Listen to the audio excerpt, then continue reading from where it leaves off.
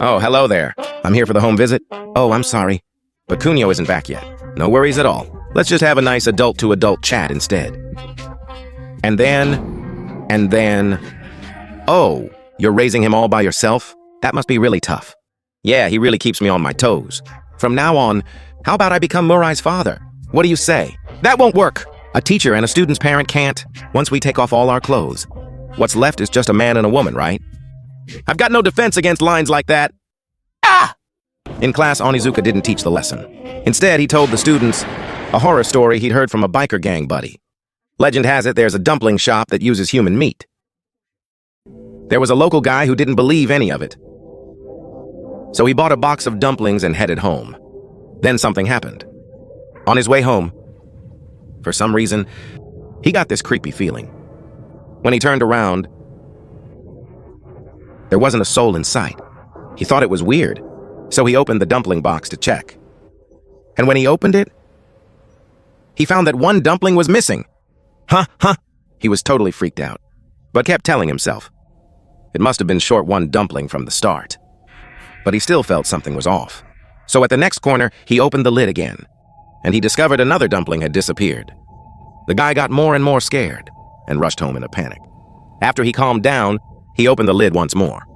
This time, 3 more dumplings had vanished. The guy was scared to death and screamed out loud. Then he closed the lid tight and slowly opened it again. Not a single one. All the dumplings were gone. Every last one had disappeared. How could this be? He fell into complete panic, deciding to look one more time carefully. And then...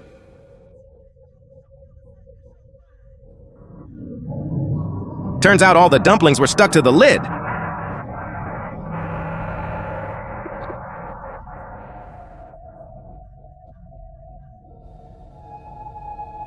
What kind of lame story is that?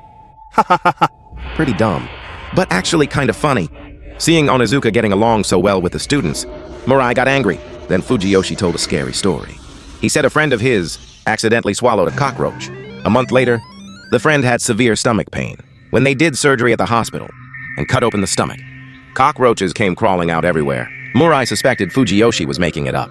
But the next second, Fujiyoshi pulled a cockroach from his pants, and it was female, because only female roaches produce lots of baby roaches. Fujiyoshi said if they didn't believe him, they should test it on Onizuka.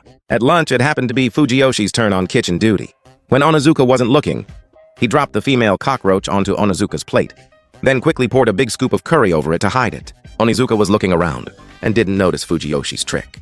When he turned back and picked up his tray, he wasn't happy. He'd clearly asked Fujiyoshi for an extra-large serving, but only got a tiny scoop. Angry, Onizuka dumped all the curry from his plate back into the pot and told Fujiyoshi to give him a proper serving. Now what? That precious female cockroach lost in the curry pot. Who'd get it in their bowl was anyone's guess. Unfortunately, the cockroach ended up in Murai's bowl. When Murai scooped it up, he spotted some roach legs. He was glad he caught it in time. But the next second, someone bumped him hard from behind. He swallowed the spoonful of cockroach in one gulp. The person who bumped Murai was none other than Onizuka. For the next 2 hours, Murai rinsed his mouth in the bathroom. He swore he'd get revenge on Onizuka. After school, the frustrated Murai was at the arcade playing games and ran into Onizuka again.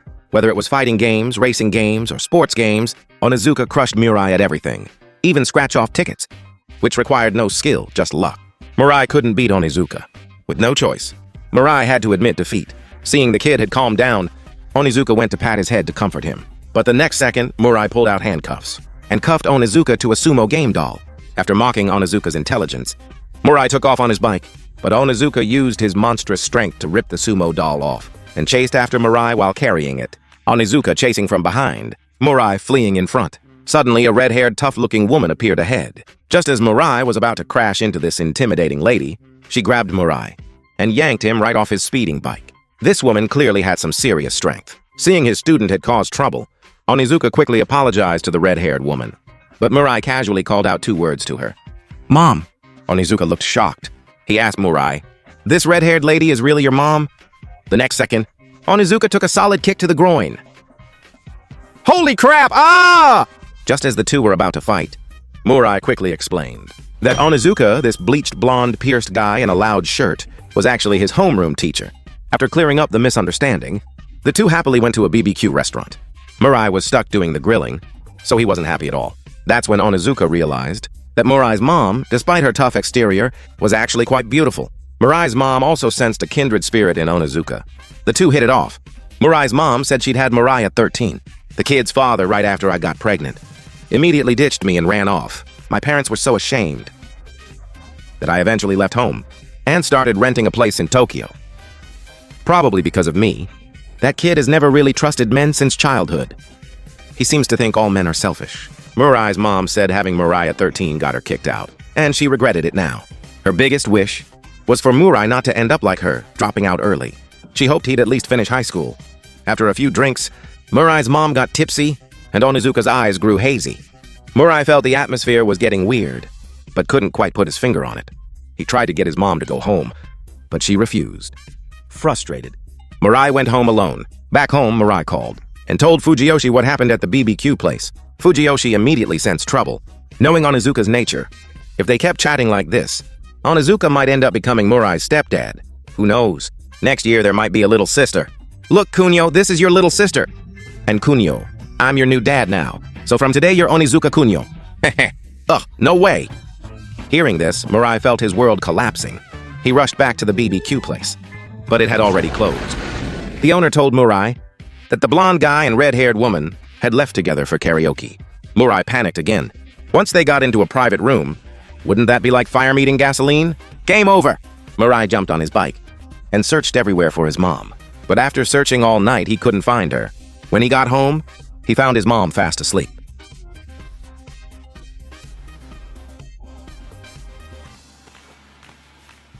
The next morning in class, Onizuka yawned, while casually needling Murai, saying he'd partied all night with a beautiful woman, so he didn't sleep well. Furious, Murai grabbed a chair and charged at Onizuka, but he couldn't land a hit. Whether Onizuka and Murai's mom actually did anything last night became a thorn in Murai's heart. To comfort Murai, Fujiyoshi and Kusano brought their best games to Murai's house to hang out. Fujiyoshi reassured Murai that his mom wasn't naive. She definitely wouldn't fall for Onizuka. Murai thought about it and felt a bit better. But when he opened the door, all three of them froze. Murai's mom was helping Onizuka get dressed. This time, Murai completely lost it, lashing out at his mom. I can't believe this is happening. He's that Onizuka, that pervert teacher. His ultimate goal has to be mom's body. Gee, seriously, when did you start having such dirty thoughts? Murai's mom wasn't having it. She smacked Murai upside the head, then dragged him into the house by his skull and slammed him onto the table. That's when Murai realized he'd misunderstood his mom and Onizuka. Turns out after Onizuka learned that Murai's mom wanted Murai to go to high school, they went to a karaoke place to discuss a plan. To understand Murai's situation, Onizuka even risked sneaking out the forbidden student records. The previous homeroom teacher, Hanazono-sensei, had rated Murai as not recommended. While this misunderstanding was cleared up, Murai's deeper issues remained, because all the students in class 3-4 had once been severely betrayed by a teacher.